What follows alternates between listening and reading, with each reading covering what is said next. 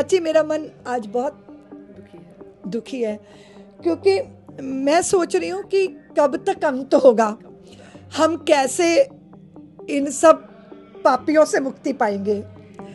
तो मैं आपके माध्यम से पूरे देश को कहना चाहती हूँ कि रक्त बीजों को नष्ट करो, अपने भीतर की दुर्गा जगाओ।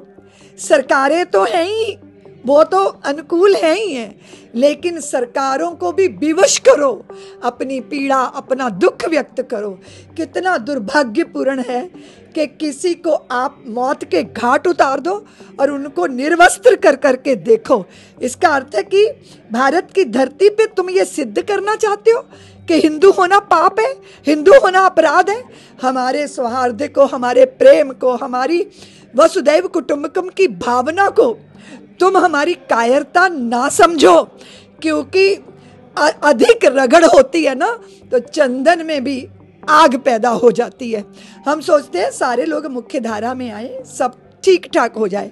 देखो, ये सीमा पार पड़ोसी है, लेकिन अगर अंदर के लोग घातक ना हो, आस्तीन के सांप ना हो, तो पड़ोसी कभी सफल नहीं हो सकता। तो मैं देश की सरकार को भी कहूँगी कि इनको नष्ट करो, इनकी पीढ़ियां याद करें, ऐसा दंड दो और पूरे भारत को। अभी आप देखो मुर्शिदाबाद में क्या हो रहा है, बंगाल के अंदर क्या हो रहा है, बांग्लादेश के अंदर क्या हो रहा है। जहाँ हिंदू है वहाँ हिंदू का अपमान, हिंदू की बेटियों के ऊपर, हिंदू की पुत्रियों के। और आप देखते हो सारे संसार में जब कोई किसी समाज को अपमानित करना चाहता है तो उनकी पुत्री को अपमानित करता है, हमारी पुत्रियों को। अब ये जो घटना घटी है, सामने पति की हत्या कर दी जाए और ये कहा जाए उस रुदन करती स्त्री से कि मुझे भी मार डालो मेरे पति के साथ, तो कहा जा रहा है कि जाके अपने प्रधानमंत्री को बताओ कि यहाँ ये हुआ है। क्या करना चाहते हैं वो? हमें चुनौती दे रहे हैं, हमारे स्वाभिमान को, हमारी संप्रभुता को, हमारी अखंडता को।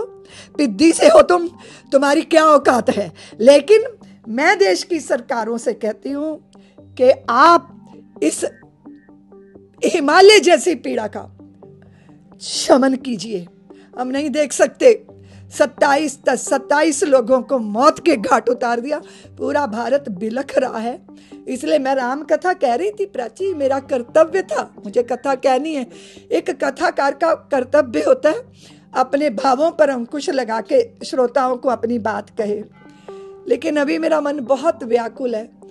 मैं सोचती हूँ कि भारत की भूमि, ऐसा क्या हम लोगों ने कर दिया कि उस देश का विभाजन भी हुआ, विभाजन के बाद भी चैन नहीं है। और अब देश के अंदर सब मुख्य धारा में आए, देश के प्रधानमंत्री किसी के प्रति भेदभाव नहीं करते प्राची, सबको भोजन, बल्कि वो समाज जिनको हमें जो हमें काफिर समझते हैं, जो समझते हैं कि हम मार देने योग्य हैं, उनके लिए भी इतनी सारी सेवाएं हो रही हैं।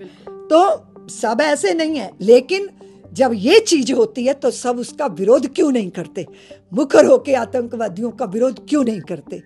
आप उनको स्मरण नहीं करते जो देश के लिए, वहां रसखान की बात नहीं होगी, वहां रहीम की बात नहीं होगी, वहां उनकी बात नहीं होगी जिन्होंने देश का गौरव यहाँ जो है वो करके संधान बढ़ाया, उनकी चर्चा नहीं करेंगे। आतंकवादियों के पीछे उनके गीत गाएंगे। इसका मतलब आपका इरादा क्या है, आप क्या चाहते हो? तो आपके आचरण से ये पता चलता है ना।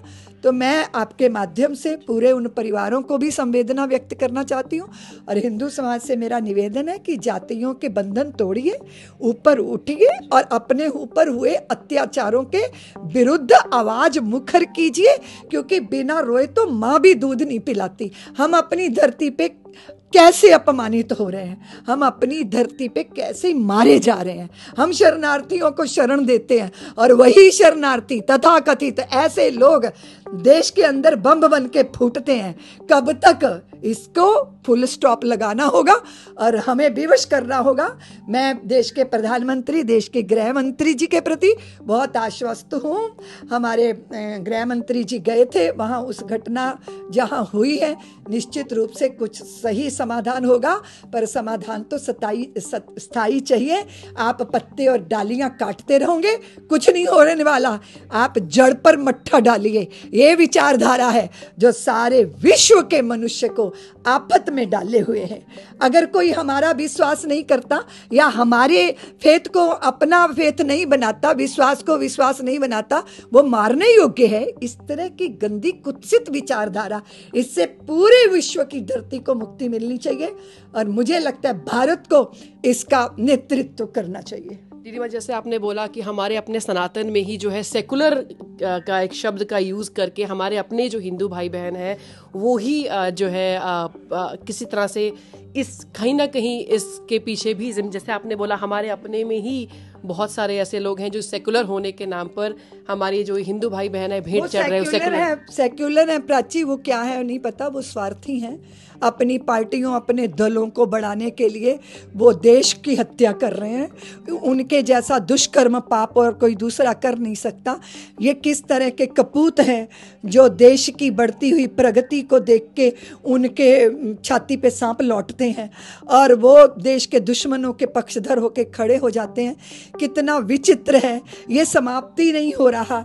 ये देशद्रोहिता, ये गद्दारी, ये आस्तीन के सांपों को पालना, ये शत्रु बोध का ना होना कितना विचित्र है। कब तक अपने आप को हम धोखा देंगे? इसलिए ऐसे लोगों को पहचानना चाहिए और उनका वध कर देना चाहिए। वध करने का अर्थ क्या है?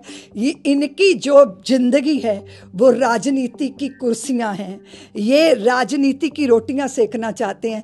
ऐसे लोगों की राजनीति की दुकानें बंद कर देनी चाहिए और हिंदू समाज ये कर सकता है। एकजुट हो जाइए और जो भी आतंकवादियों के पक्षधर हो उनको पहचानिए। हमारे यहाँ कहा गया है, जाके प्रिय ना राम वैदेही तजिए ताहि कोटि वैरीसम यद्यपि परम स्नेही। इस मंत्र को सबको अपना लेना।